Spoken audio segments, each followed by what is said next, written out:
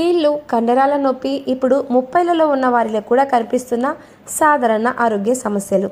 వీటి నుంచి ఉపశమనం కోసం అనేక రకాల మందులు వాడుతూ ఉంటాం.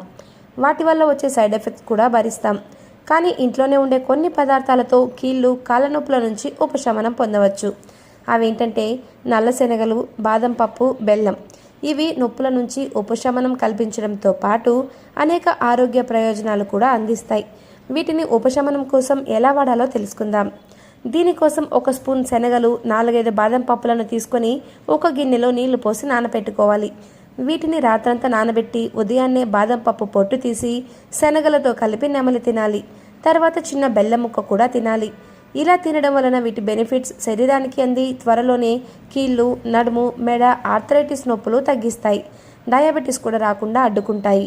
బెల్లం కీళ్ళ నొప్పులు, కండరాల దృఢత్వాన్ని పెంచుతుంది. అందువల్ల ప్రతిరోజు బెల్లం ముక్క తినడం వల్ల మీరు ఆర్థరైటిస్తో బాధపడుతుంటే మీకు అవసరమైన ఉపశమనం లభిస్తుంది.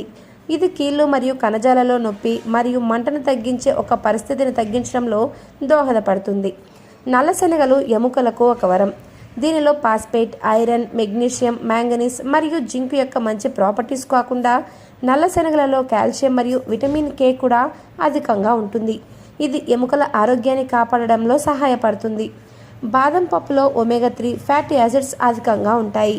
వాల్నట్స్, బాదం, అవిసె గింజలు, చియా గింజలు మన యొక్క రోజువారీ ఆహారంలో భాగంగా తీసుకోవడం వలన కీళ్ళు మరియు బంధన కణజాలలో మంటను తగ్గించడంలో, నొప్పి వాపులు తగ్గించడంలో సహాయపడుతుంది. వీటిని క్రమం తప్పకుండా 3 రోజులు తీసుకుంటే మంచి ఫలితం కనిపిస్తుంది.